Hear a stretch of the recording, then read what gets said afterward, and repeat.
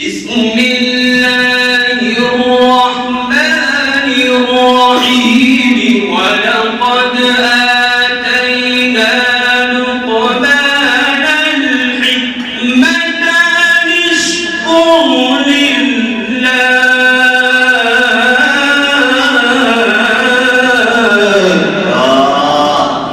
تكبير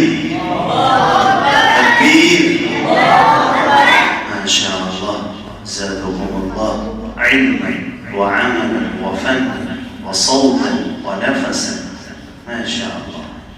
ومن يشكر فإنما يشكر لنفسه